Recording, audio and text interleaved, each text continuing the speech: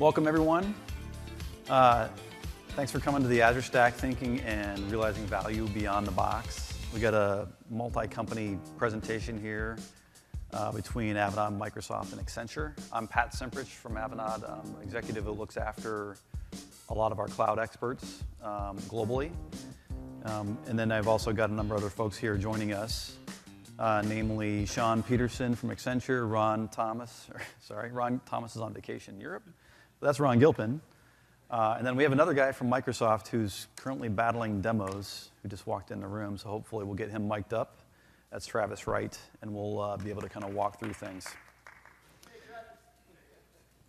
So want to walk through and really talk about Azure Stack, but also how you might use Azure Stack to solve a bunch of different problems and maybe some creative ways you think about doing that. And a healthy chunk of what we're going to do is really show you via demos what you can use and how you can use the tool set. So with that, real quick, just a overall slide about Avanade and Accenture. I'll start with Accenture. I'm sure most people are probably familiar with Accenture. I don't know if it's the largest consulting company in the world, but really big consulting company, many hundreds of thousands of people, and they cover services all over the map. So everything from strategy and delivery through managed services. Avanade, and everybody knows Microsoft, obviously. Avanade's a child of the two. So in 2000, there was a joint venture between Accenture and Microsoft, and then there's this child called Avanade was born. And we're really the services delivery arm around Microsoft technologies in the services space with Accenture. So we're, Avanade's 29,000 professionals. All we do is Microsoft technology. And we cover the gamut, with 29,000 folks around the world. We have quite a few. But we cover that space. And together we call Accenture plus Avanade and Microsoft the power of three. It's good stuff. But it really is designed to reflect the fact that when we go to work with clients, we can bring power from all three and really solve their problems. So that's out of the way, just a little context. So shifting into the session, hybrid. Want to start with a little bit of history. We've been doing this a not insubstantial amount of time. So 5 to 6 years ago, and this being hybrid, 5 to 6 years ago, we started building some tools internally and started seeing the market shift. And that thing was called Cloud Services Manager. But it was a tool set that we built on top of System Center, and which basically gave us an overall, what today you'd call a cloud management portal, a CMP, that would allow you to manage cloud, both the Hyper-V, VMware, and we started private, growing to public. That was, our first kind of foray into some of that stuff. That, over a period of time, evolved into a joint solution or kind of joint engineering effort between Accenture, Avanade, and Microsoft called the Accenture Hybrid Cloud Solution for Microsoft Azure. That's what happens when you put 3 marketing teams together. They come up with really good names. The code name for that thing was called Remington, so that's far easier to remember. This joint effort was 3 years long, doing co-engineering with Microsoft. And really, a lot of the work that we did was helping to build what was WAP, that became Azure Stack. We helped in a lot of the earlier engineering around the development of ARM, so the Azure Resource Manager. All the bits and pieces that we now see and are out there today, the Ibiza portal and cloud service models to ASR and all kinds of fun stuff, right? In any case, a lot of what we got out of that was some really good lessons learned, for sure. For example, WAP was, served its need and has some great functionality built on top of System Center, but it was a little brittle. It was quite challenging to configure and run, and I'm not sure if anybody's run WAP in the audience here, but if you ever have and you ever patched it, it could be a little bit of a challenge. So there were some lessons learned like that, some really good things we learned too. Notably is really how to engage with clients and understand how you can use these technologies to solve their problems. And a lot of the discussions we got into, this is circa 4 years ago, what's this public cloud thing, Azure, am I prepared for that? Talk to me about security regulatory, how do I handle data, can I actually move things back and forth if I have hybrid? So we learned a lot of good stuff. As it said, good, bad, and ugly, and there are some truly ugly moments that we had along the way. But a lot of this accrued to, after we kind of finished this program or along the way, we said, you know what, there's a couple things we really got out of this joint investment, or a couple notable ones. One was a team of really, really smart cloud people who knew how to have dialogues with clients both at a high level, but also get all the way down into the weeds to understand the various Azure tools and how to use them the right way, and the Microsoft private cloud stack as well. But the other thing we learned was an awful lot about Azure Stack, and built a ton of great relationships with the Azure Stack PG and Microsoft. And out of that, we decided, hey, we should build a managed services solution or an overall offering around Azure Stack. So we'll talk about this a teeny bit, but that's a lot of what we're doing now and where our offering came from. You guys probably might have seen with Natalia's launch on the blog and her presentation yesterday that Avanade is one of the methods or means that you can obtain Azure Stack. So we're an official Azure Stack provider. We provide soup to nuts from our own hardware stack through to services and delivery. And the real key thing for us is that Azure Stack, the way we're kind of offering Azure Stack, it's really Azure. And then we'll help you decide based on the context, should it be public Azure, should it be private, on-premises with Stack, something in between. And the managed services part for us is really about allowing you as a client or a customer to hit an Azure subscription endpoint and not worry about anything else. So you're consuming Stack in a fashion just like you consume Azure. There's lots to that. That's not the point of today to necessarily drain all that. But that's one of the things that we do is making that the outcome of you get to consume the outcome of consuming Azure Stack as opposed to having to run it and build it and operate it yourself. So that's kind of where that part fits together. But let's go back to what we learned, right? And kind of what is hybrid? Hybrid really is a couple key tenets, right? It's software defined, it's consistent, and a lot of it's built on, from a platform perspective, it's built on commodity hardware. So the software, you need to have that solid foundation. The concrete that you pour that is the foundation of your hybrid platform has to be solid. That starts with your hardware. It's got to be the right hardware. It's got to be tuned and fit for purpose. But then a lot of what that hardware that's in place there is made consistent and is made to look like Azure because of the Azure Stack software itself. So at the end of the day, what you really care about, besides things being stable and performing well, which again is that foundation, is that you come in through the front door that you come in through is an ARM API or the portal, and it's a consistent experience with what you have between Azure and Azure Stack.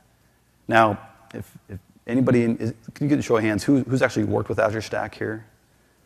A good number. So one of the things that, if you've done this, it's an ARM API at the front door. So you hit that thing, you're connecting through Azure Resource Manager. But it's an older version of the ARM API right now. And that was done for lots of reasons from an engineering perspective, just to kind of, set a fork point, get things stable. But what Azure Stack will rev and get that API up to parity with what's out in Azure proper, Azure public.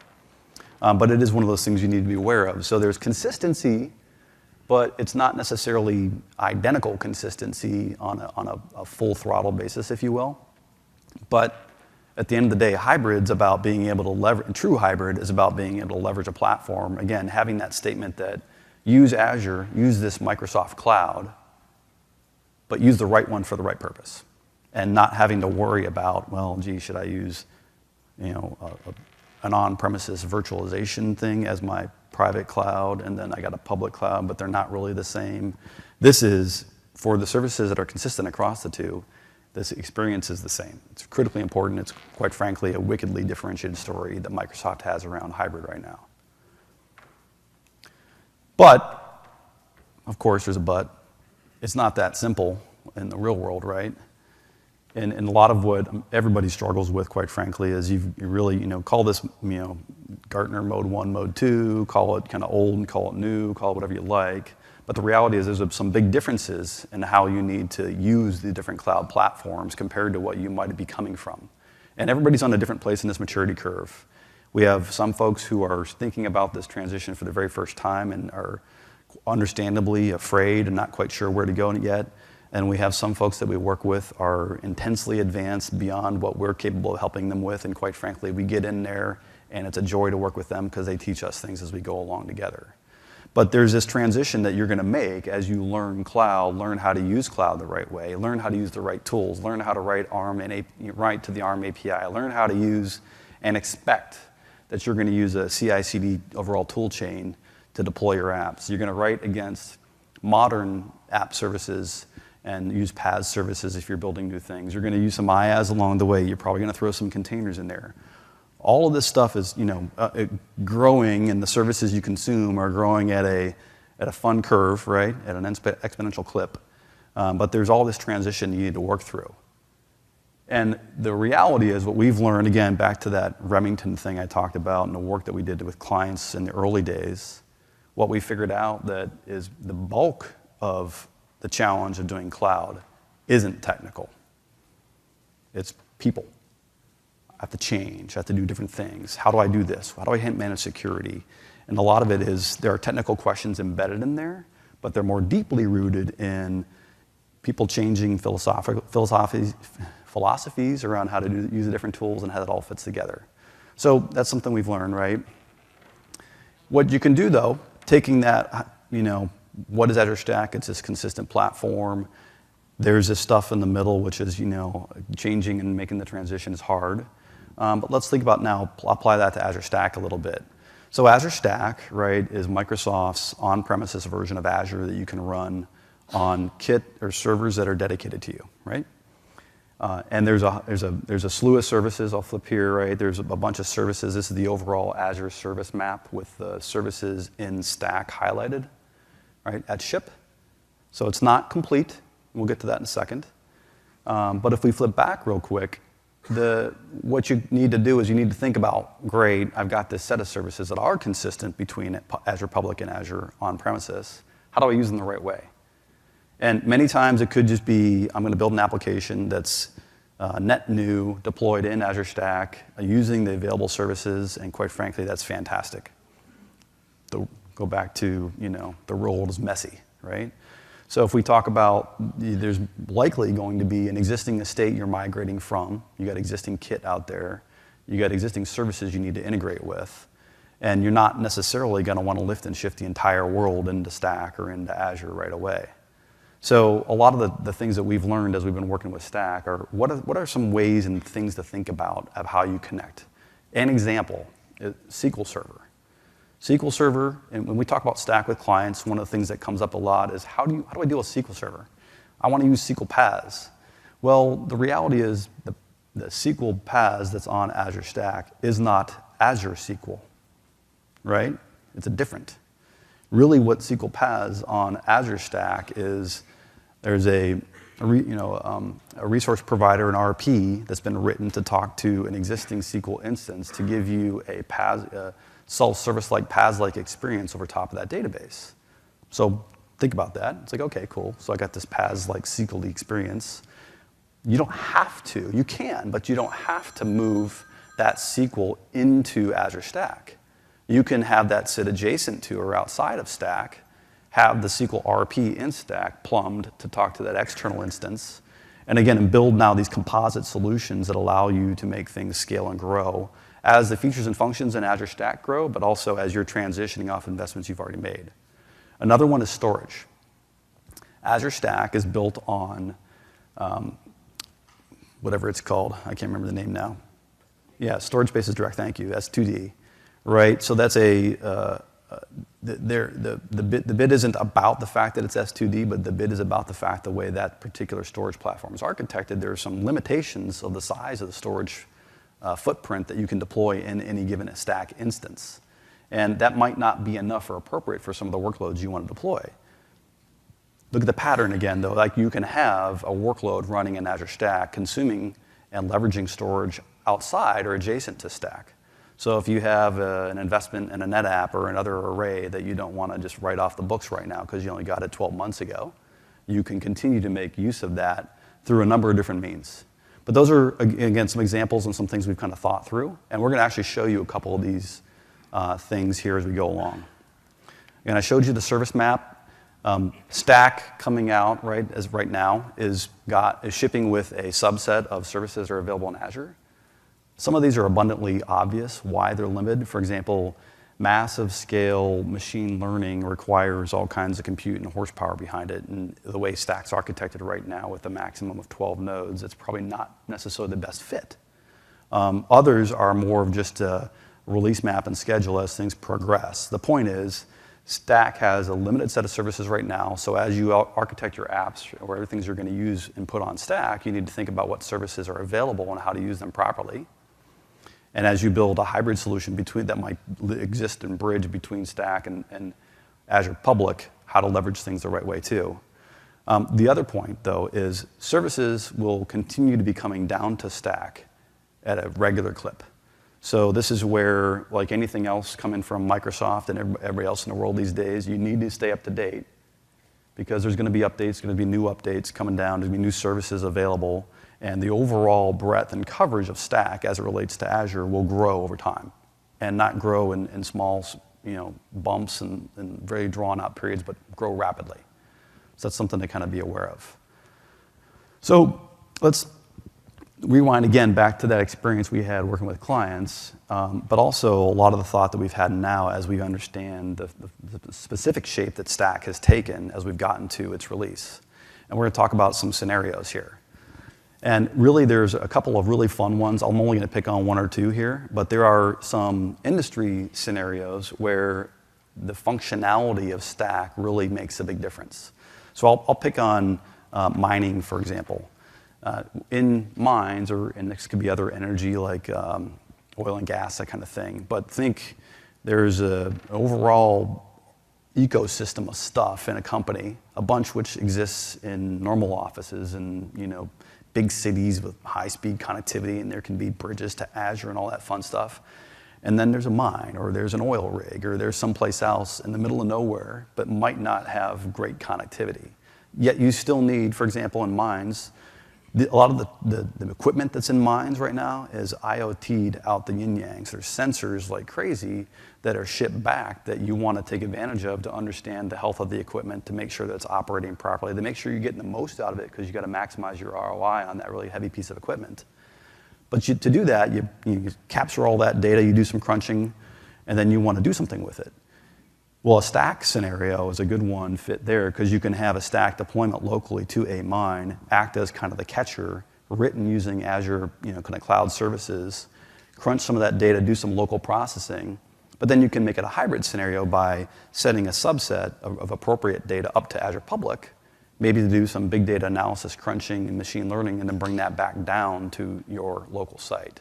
So that's kind of a Microsoft's edge scenario. And again, that's kind of really designed around maybe connectivity and latency requirements, but you still need to operate. If your WAN circuit gets cut, you can't be blind. So you need to kind of have the ability to support a hybrid scenario between the things, and that's a kind of really good one. Another one, which we've got some discussions right now with some folks around, I'll talk around aerospace in a generic way. There are many companies out there that write software that are designed to, again, kind of an IoT style thing, manage and monitor aerospace equipment. And we all, not all, but probably most of us took a plane here, right, to get to Orlando. Those planes have sensors. And those companies that build these planes typically make military planes as well, right, as an example. So there's software that can be written that can monitor, capture, act on the data that would be captured from a plane, for example. That might be a commercial thing, right? So it might be for United Airlines or Emirates or somebody. But that commercial software may be completely appropriate to deploy and run in a public cloud. But if you say the same thing to the U.S. military, that you're going to run maybe their avionics controls and whatnot in a public cloud, might not be the best answer. And therefore, you can use Stack as run the exact same hardware code on a different platform that happens to be running on Stack that allows you to build a common set of functionality, leveraging Azure services and Microsoft Cloud services, but deploy it to an appropriate location. So now what do you end up thinking about here, hybrid, isn't necessarily just services and functions, what's the service overlap from Azure to Public to Azure Stack, but you also can think about what's an appropriate deployment style. Hybrid can now be deploy, fit for purpose. Purpose in this case might be public for commercial and private, or Stack on premises for non-commercial or military purposes. So those are just some examples. Throw those out there. I'm going to stop talking for a while. I want to bring up Travis and introduce him. We're going to start to do some demos. Travis Wright from Microsoft is going to be our first person here. We're going to take a moment to hook up his laptop, and we can get that guy going. Do you need one of these guys? This guy? Okay.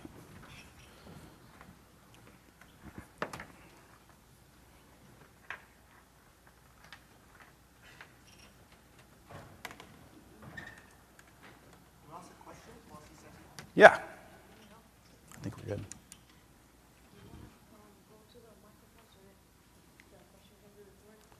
Or I can repeat your question. Go ahead. Yeah. So is Azure Stack an exact clone of what you get in Azure? Maybe try the other one from his laptop, see if that works. The other, you want to move workloads, or is it kind of a combi, but actually you can't treat it as one single entity? Does that make sense? Let me repeat and see if I got it. So the question was, is Azure Stack an exact clone of what you can do in Azure? Yeah, and is it effectively an extension of what you have in public Azure? So you can move workloads between the two, or are there two very separate implementations? Got it. Yeah, and the extension of the question is, is it a clone of Azure and an extension of what you have in public Azure, or is it really, or not? And the answer is, no. And I'll say it this way. It's a clone of features and services that are available in Azure that you can run on a local deployment of local hardware. But for example, when you deploy Azure Stack, it's not connected to anything. So if you want to connect it to Azure, you can, but there's steps that you need to take in order to enable that connectivity between Stack and Azure Public. And likewise, there's not at the moment an easy button to say, take this service and flop the two between each other. There's ways you can do that as you deploy code to use maybe a different deployment mechanism to point to a different endpoint. But it's not like what's this stuff called? But it's not GUI, it's not slippery between the two just yet, right? Okay, we'll transition to Travis. Take it away. Okay, thanks, Pat. Hi, I'm Travis. I'm from the SQL Server engineering team at Microsoft, and for the last couple of years I've been working on bringing SQL Server to Linux, which has been a fun project. But SQL Server is one of those types of workloads like Pat was talking about where it's not uncommon for people to want to run that within their own data center. They want to have control over their data and not necessarily have that in a public cloud in a different country. There's different reasons why people want to run SQL Server within their own data center. Maybe they want to connect it to their applications that are running within their own data center, and they want to have very good network connections between those things. So there's lots of different reasons why people want to run SQL Server in their own data center. And Azure Stack gives them the flexibility to be able to do that easily, but in a cloud-friendly way, right? And what I want to show you today is a demo of course you can run SQL Server in a VM on Azure Stack. That's pretty straightforward. But what if you wanted to do something that was maybe a little bit more modern in a sense than just doing a simple VM deployment? And you wanted to actually be able to deploy an application along with the SQL Server component of that application and do so in a way which can be deployed either on Azure Stack or up in the public cloud or in maybe a customer or client's cloud in a way that's just consistent across all of them. And one of the most common ways for doing that today is to use a container platform. So today I'll do a demo on Docker Swarm, but there's other container platforms like Kubernetes or OpenShift, SUSE, CAS, and so on that make it easy for you to define an application and then be able to simply deploy it onto any container platform wherever it runs, right? So it could be here, in this case, on a Docker Swarm cluster deployed on Azure Stack, or if I had Docker Swarm up in Azure Container Service, for example, I could easily deploy the exact same application up there. And so this way it gives you the portability that you might want to have to be able to move applications from one place to another and deploy them in a consistent way. So what I've got here is what's called a stack file. And a stack file just describes how a stack, this is like kind of confusing, because we got Azure Stack, we got stacks in Docker Swarm, but this is a stack in Docker Swarm as a way to define an application and how it should be deployed. If you're familiar with Docker Compose, it's essentially the same syntax and format for the file, just a few of the different attributes don't work. But this way I can define some different services that I want to come up as part of my application. I have a voting app here. This is the canonical Docker voting app scenario, right? So I've pre-built the image for the voting app, and I've published that up to my Docker Hub repo. And so this just exposes an application at port 5000 where somebody can vote on dogs versus cats, right? And then I have a Redis container image which is used to store the vote that the person votes on. And then we have a worker container image, which is a Java application that picks up the vote that goes into the Redis cache DB and copies it over to this SQL Server DB container. And you can see here that I'm using the latest Microsoft SQL Server Linux image that's available up on Docker Hub. And then I can display the results through the result app, which just sits on top of SQL Server and shows the result of the votes, right? And I can simply take this file here and go into the Docker Swarm UI, go into stacks here, click Create Stack, paste in my configuration file, and give it some name. So let's call this Ignite. And select that I want to deploy services in this case, and click Create. Now I can also do this from the command line, especially in cases where you maybe want to automate the deployment of this, maybe for a CI/CD pipeline, for example. You can automate the deployment of this from the command line and just point to the configuration file, that stack file that I showed you. So you can see that it's going out and it's deploying each of these services, and within a couple seconds here, we should have our containers up and going. Okay, so we're done now, and if we switch back over to the services view, we can see that all of our services are up and running. And if we go down here now into the containers, we can see that all the containers are now deployed as well. These top 5 here are the different containers that we wanted to be deployed.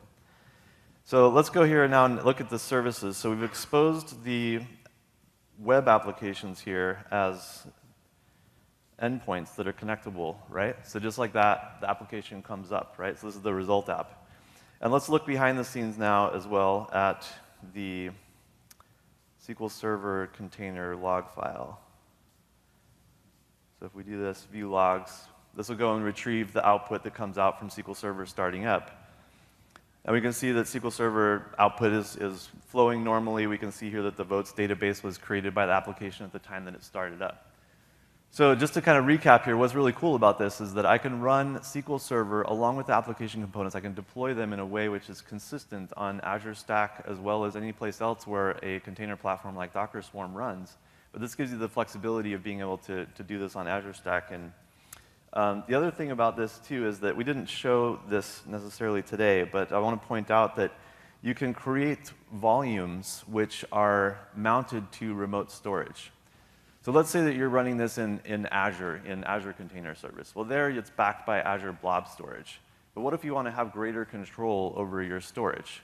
You could actually hook it up inside of Azure Stack to storage devices like a NetApp device, for example. And why would you want to do that? Well, you actually get a lot of benefits to being able to do something like that because you can control how much quota you grant to that particular storage volume. You can control the speed of that storage. You can have tiered storage. You can also do things like create snapshots for backing up and redundancy and so on. And you can also do really cool things like being able to create a clone. So if I wanted to, say, for example, take my production database and I wanted to clone it and then present that to a developer to troubleshoot some issue in production, I don't have to copy a multi-terabyte database backup to some place and have him restore that or whatever. That just takes too long.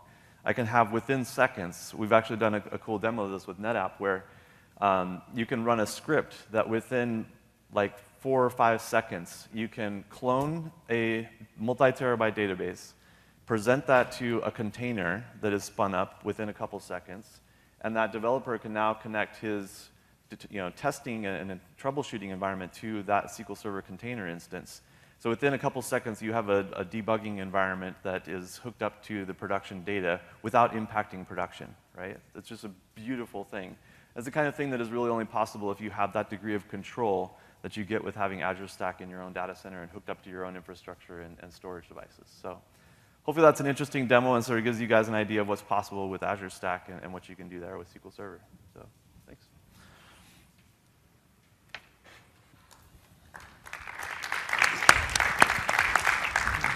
Great.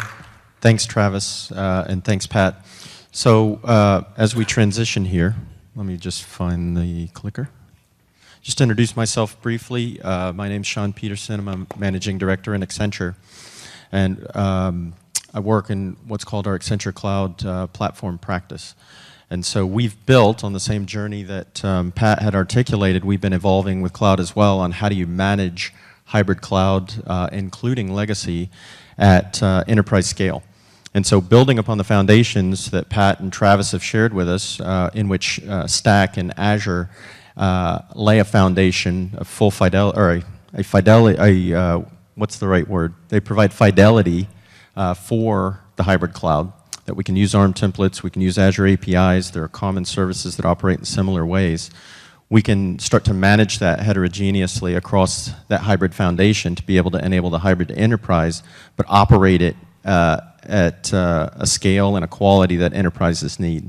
And so I wanted to share with you a bit about some of the capabilities we've developed at Accenture and Avanade to be able to do this, and it's been a multi-year journey as well, and as Pat had mentioned, there's been some hard lessons learned along that way. And so when we talk about hybrid cloud management, you know, Pat shared some of the challenges, Travis shared some innovative solutions, but when you elevate it to managing across these environments at the enterprise, we've run into some bumps along the way as well. So just to elaborate on a couple of those challenges, and then I'll talk a bit about how we solve them, and then Ron's going to show a demonstration of some of those advanced capabilities. One of the challenges is the balance between providing a management plane common to your entire enterprise to be able to manage the hybrid cloud, but doing so in a way that can coexist with Azure. Azure moves very quickly, thousands of services all the time, and we don't want to get in the way of working directly in Azure, being able to innovate, take advantage of beta services, etc. But at the same time, our customers are asking us, well, how do I discover them? How do I ingest them? How do I manage them so that my cloud admins can keep track of these services? Another is the ability to then build upon that and use discovery and be able to associate metadata.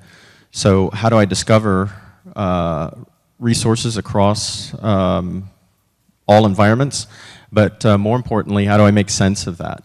How can I use tagging? How can I use other constructs to be able to identify what apps, what business groups, and be able to associate that to management capabilities? Who has authorizations to provision what across the enterprise, not just in certain environments, but beyond that, quota policies at an aggregate scale, the ability to make context of usage and utilization across that, to be able to optimize certain environments, but give the metadata of what apps are consuming it, what business groups are consuming it, and use that metadata to enforce policy. And then it's beyond just IaaS, it's PaaS, and it's all forms of that. It's Azure native capabilities, it's capabilities like what Travis had shared around containerization and using capabilities like Swarm. So how do I manage these PaaS services that are advancing from an application perspective as well?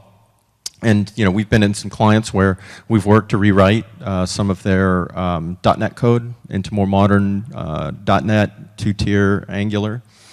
And we've done that in native Azure. And so we needed to do that at a scale where they could manage, 80 applications across the globe, some of them being deployed to multiple sites around the globe. How do I use the discovery, the metadata tagging, to be able to ingest that, understand which business groups are operating those applications, what PaaS and IaaS services that they're leveraging, and how do I deploy those PaaS templates along with the IaaS templates in a common fashion. And we're leveraging a combination of our CMP plus a lot of native Azure capabilities around deployment templates, DSC and others to get that done, and Ron will describe a bit more about that here in a moment. Another challenge I'm sure you all deal with is billing. So, Accenture, we do billing for a lot of our customers in managed service environments, as well as we're heavy users of Azure ourselves. We're, I believe, the largest user of Azure. And our bill and a billing cycle is, I think it's up to 2.5 million lines in the bill. 2.5 million lines, and some of the I won't name them out because you'll swarm them, but it come up and I will filter. But the gentlemen in the room, there are gentlemen in the room that deal with that on a day in day out basis. So again, all these things build upon themselves. The ability to discover, associate metadata is critically important in billing to understand who really needs to get that charge back. It's a very, very complicated problem, and imagine this in a global company, multiple business divisions. That's the kind of scale that we're talking about, trying to use these CMP capabilities, or we're actually using these CMP capabilities to execute for our clients. Cost analytics, we use the same to identify hotspots, identify where there may be overconsumption in Azure, and make recommendations on how to optimize that. Anywhere from architectural recommendations, need to scale out or scale back, individual SKU sizing. But again, tying it to the business metadata is really important. We optimize a lot of SAP environments using these capabilities, and SAP has very specific certifications on what SKUs to use for which environments. So sometimes they may look underutilized. Somebody might come in and say, just throttle it back, turn things down, etc., but that may be breaking a certified pattern for SAP. So we work with Microsoft and SAP to reevaluate the pattern, not just start turning things on and off in SAP environments, right? And then lastly, and this is getting into some of the capabilities that Ron will share, it's complex automated deployments. It's one thing to deploy a VM or an Azure website, but we've evolved capabilities, understanding these enterprise patterns to predefine the solutions, though in a configurable, modular way, to be able to deploy with just a few people at very large scale, very quickly, entire application environments. So for Hybris, for Sitecore, and for SAP, CRM, Solman, and others, the ability to deploy these at scale in a hybrid environment. In what used to take us, weeks with 12 architects and engineers to do it time and time again for every client, we're doing that now by centralizing the solutions and automating that using a lot of native Azure capabilities with automation, ARM templates, and DSC.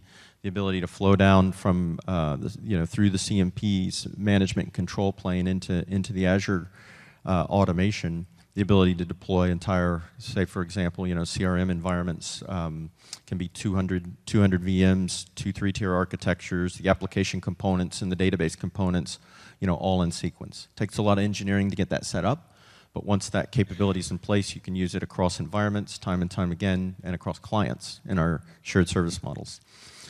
So with that, I'll just briefly introduce the capabilities that I've already alluded to. If you look left to right, it's the recognition that we need to manage Azure and Stack in a common unified way at this enterprise level, but it's also legacy. So we have capabilities to integrate back into the legacy environment.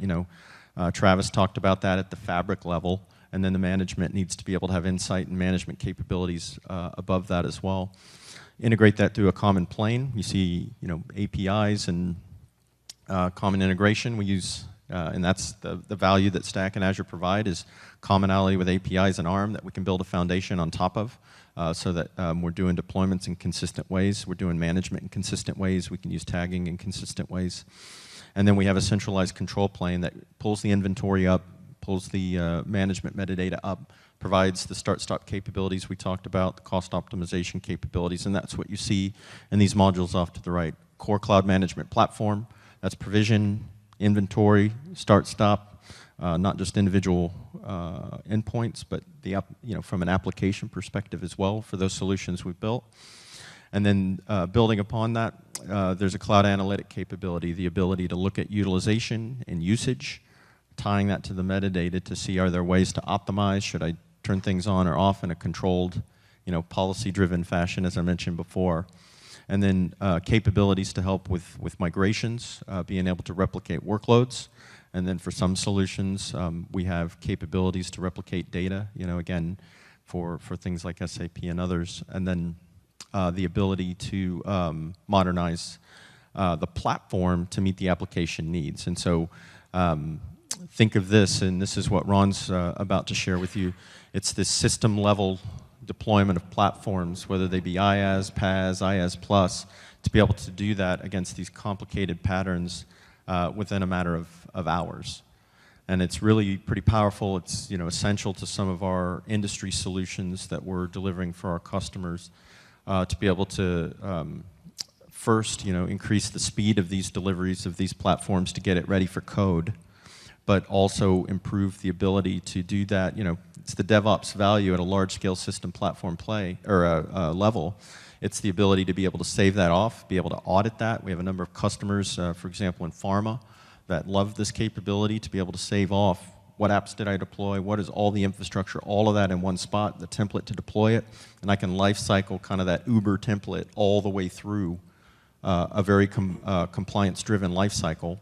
And then I can rapidly rinse and repeat, rapidly modify. And so, you know, we have a customer where they're changing the pattern all the time, and we're doing, you know, deployments of, you know, 30 apps, 50 nodes every 2 days. The entire platform can get deployed every 2 days. So it's pretty powerful. It's taken us a while to get there, but there's some pretty powerful capabilities. And so with that, I'm going to hand it over to a colleague, Ron Gilpin here, and he's actually going to show you that in action.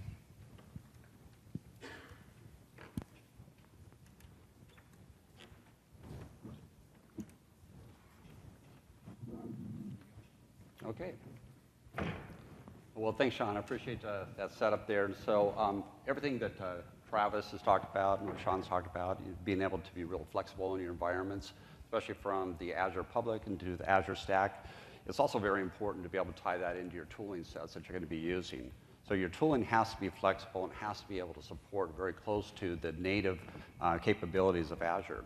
So what we have is we have a Cloud Suite tools, which essentially gives us an ability to take expert designs, templates, and repeatable patterns that application experts have worked on, and they've designed patterns for their application for the network design, as well as the storage, the compute designs, and then how the application roles need to be set up to deploy across those.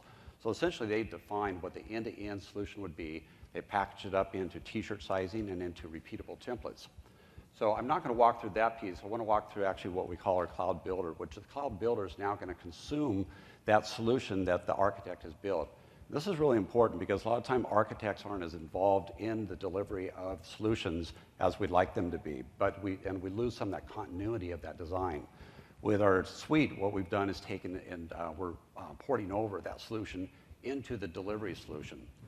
So I'm going to go and open up here a solution that I've already created in this Cloud Builder. So this solution, I'm going to point out some areas where it really is important to keep very close to what Azure is. So at the very top section here, you can see where we have the subscription. So we defined the subscription early on in our solution. And we do that because we're going to be tying to the region, and we want to pull the resources and that information from the regions to be able to support our solution. We don't want to go out to a catalog that just has those resources, then go to a region to find out that we can't deploy it, whether it be a public or a private stack region. Down below here is the section is what we call our landscape definitions. And so the landscapes are really like your environments, but our landscapes where we're using them is they're containers. So our containers are going to hold the resource groups that are going to be for these environments. For this particular solution, there's a QA environment, a prod environment, and a dev environment. Now these application solutions, they are the enterprise and they're very complex. As Sean was mentioning, we'll work with clients where you'll have 30 some odd servers in dev, 40, 50 in QA, and you might even have 60 to 100 in prod. So it's very important that all these things are consistent with each other across that entire life cycle of those solutions. I also have a utilities landscape, and the utilities and landscapes is becoming very popular in what we use for shared environments. So if you have AD or security tools, you'd put them into a shared environment that can be leveraged across your different lifecycle environments. So I'm going to drill down into the networking landscape. And in here, this is where I have the landscape resource group. If I go into this, this is where I start picking up the regions.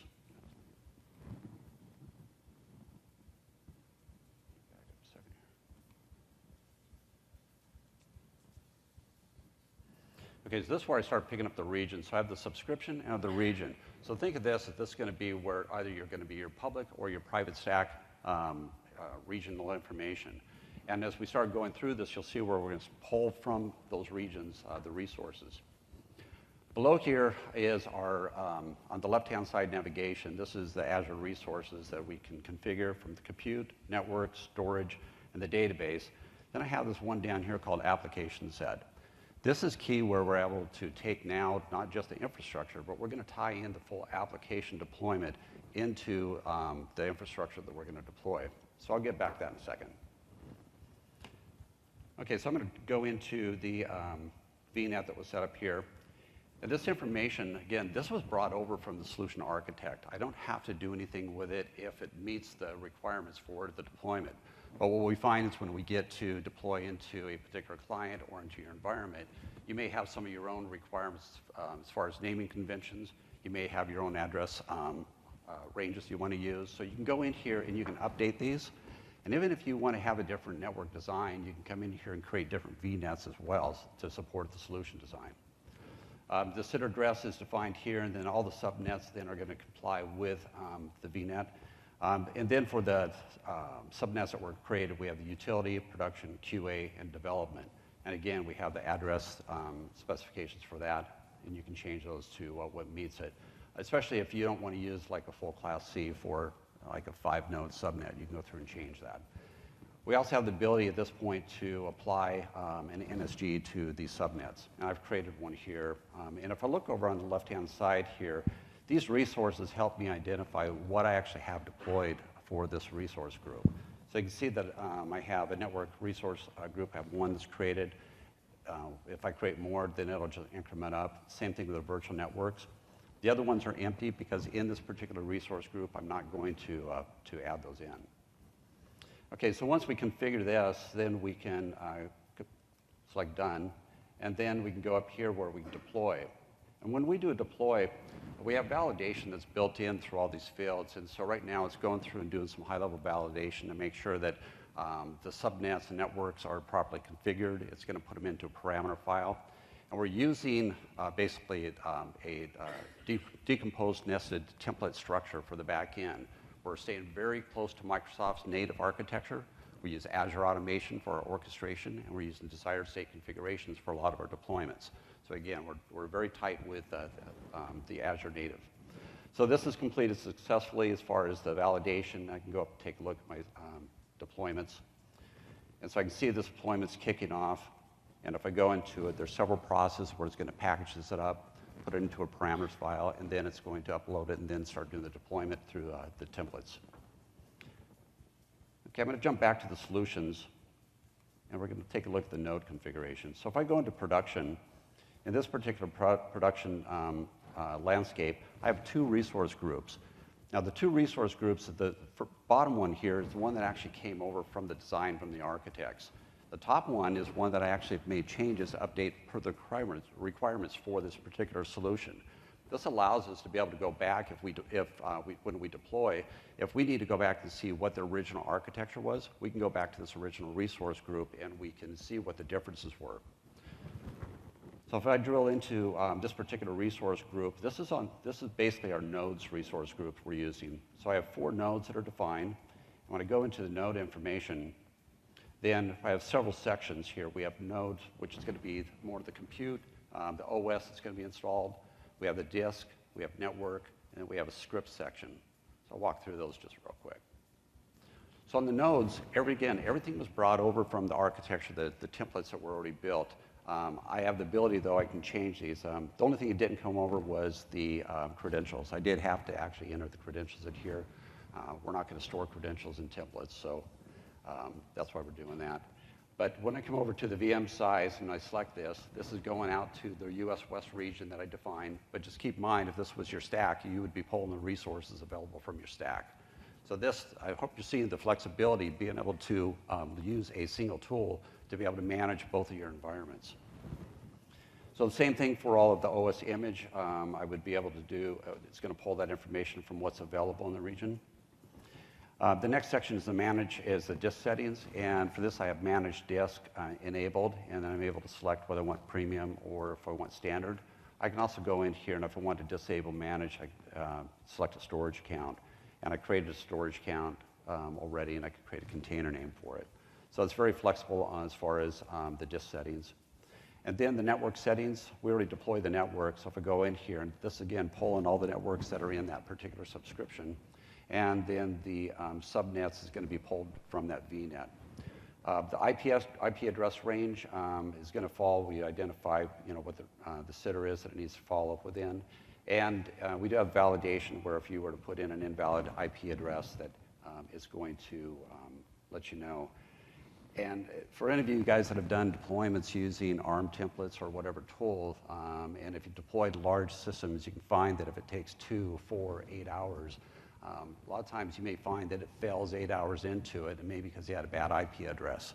So throughout the whole solutions, we built the validations in there to try to avoid that failure at 8 hours to have to come back and fix it.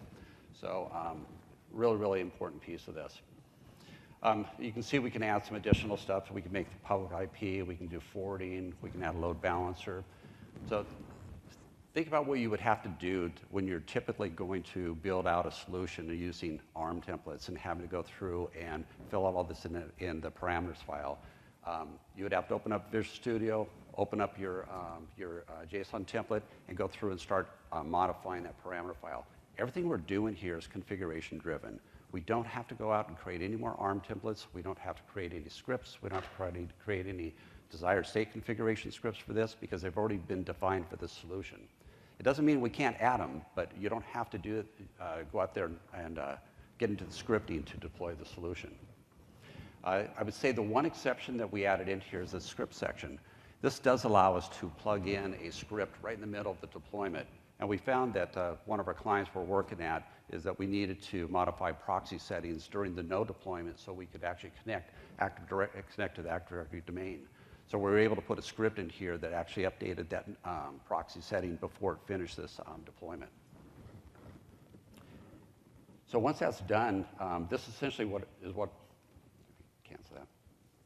Once it's done, then I would be able to go in and do the same thing for all the different nodes that I have defined for the solution. So I have app servers, database servers, and a couple of different applications.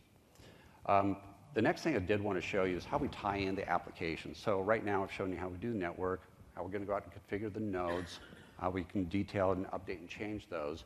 But now I want to tie in applications so that when we do deployment, it's going to do an end-to-end deployment. This comes back to the application set that I was talking about down the bottom here. So an application set, essentially it's a container defining all of the roles and services that are needed to deploy the different nodes, whether it be web servers, app servers, database servers. You're going to use the application set. And what this is wrapped into is basically desired state configuration scripts. So the application experts have created a desired state configuration script that defines what all of the bit deployments are going to be, the configurations, credentials, and everything that goes into that. They've uploaded it into Cloud Builder, and once it's uploaded, then it's made available in Cloud Builder to make that selection. So in this one, I've created one, and we're also versioning. So we have a DSC version. This is a version 2.6.6. So I can go back to previous versions of the DSCs as well if I need to do any rollback of that DSC. So basically, once that DSC has been uploaded, I'm going to first go through and identify what are the nodes that I have available. And you can see when I click, it brings all the nodes up that are in that node set. And then I assign the role over here for that particular node. One that I don't have yet defined here, so I'll go ahead and add one, is that I want the database added in here.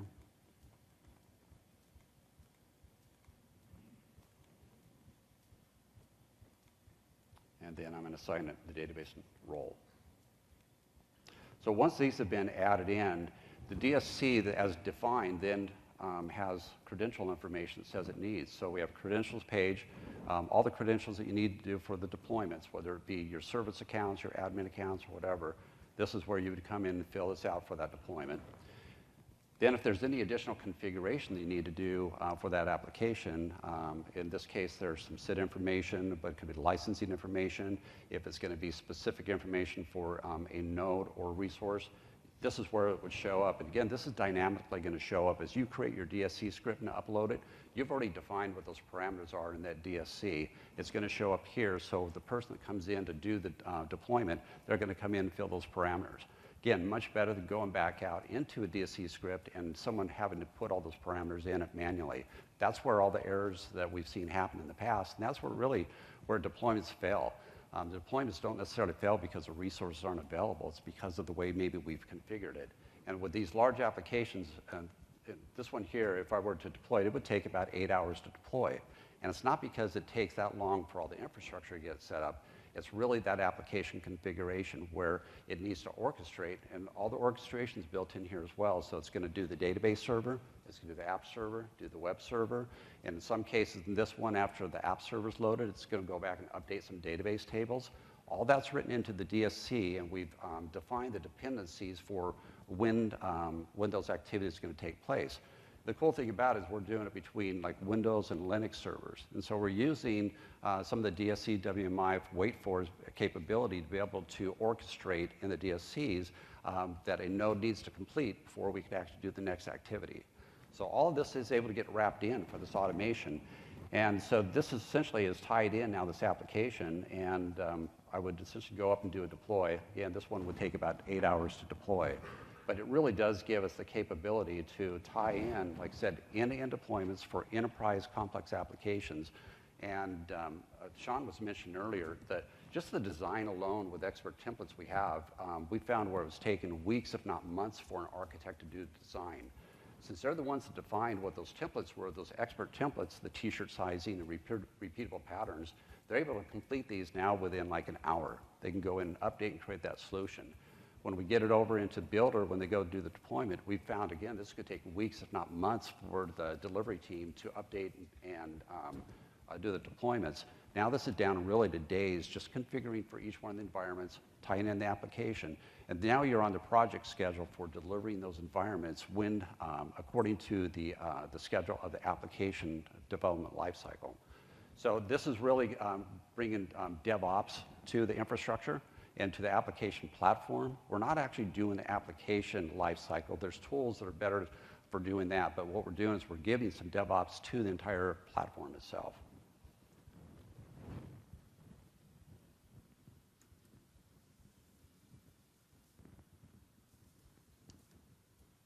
Switch back over here.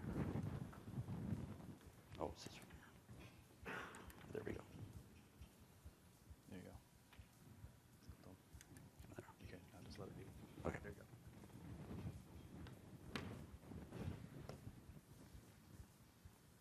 Okay, so just to summarize, what this allows us to do is allows us to build enterprise cloud applications faster based on the expert-based designs. We're able to deploy full system development lifecycle environments with consistency and repeatability.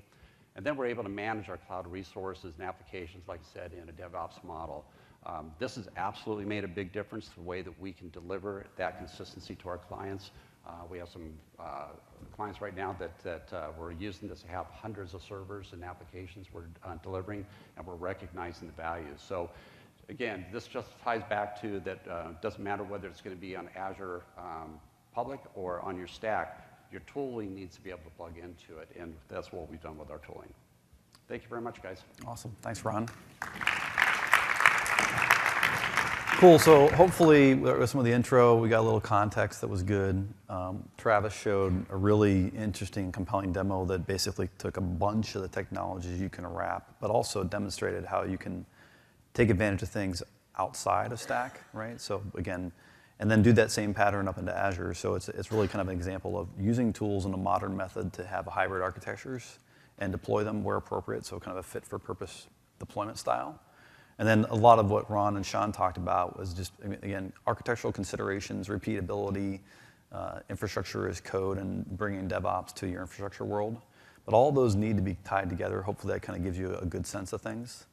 I want to talk again just real quick about the Azure Stack solution that we've got from Avanade. And I mentioned it earlier, but what our offering really is a soup to nuts outcome where we'll come in, help you work through in a workshop, figure out the right way to use Azure. So have that kind of hybrid discussion. What do you need to use public? Do you need to use on-premises? Do you need to use some combination of the two? Which services are available given the application you're building? So how you might leverage things, considering off-stamp and kind of integrating that into an Azure Stack config, all the way through hardware selection, installation configuration, and then at the end of it, it's really running that so that you hit an endpoint and you hit a portal. You don't need to worry about anything else. We'll take care of all the patching, all the config, all the plans and offers that need to be set up there, stuff that you don't need to do in Azure Public. but you will need to do if you go into Azure Stack.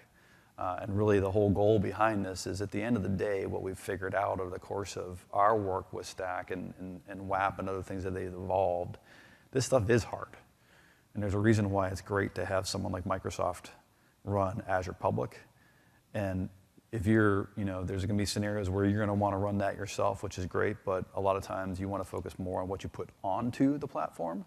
And this gives you the ability to focus on what you're putting on the platform as opposed to running the platform itself.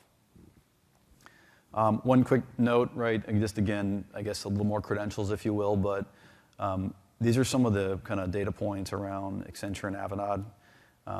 The short version is we've been there, done that. We got a closet full of T-shirts, right? We've been to all the conferences. We've helped people deploy all the things. We've deployed the most Office 365 seats in the world by a country mile.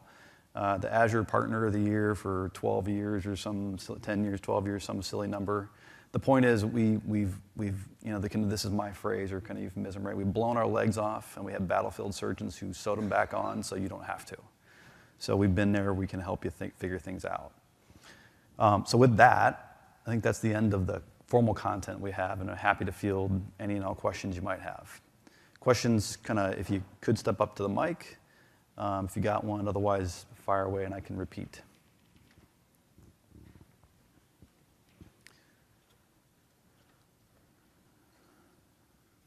Anyone?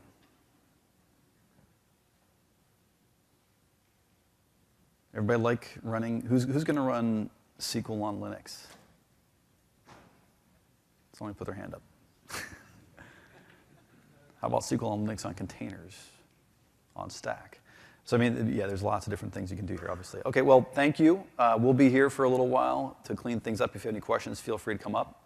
Otherwise, thank you very much. Appreciate it.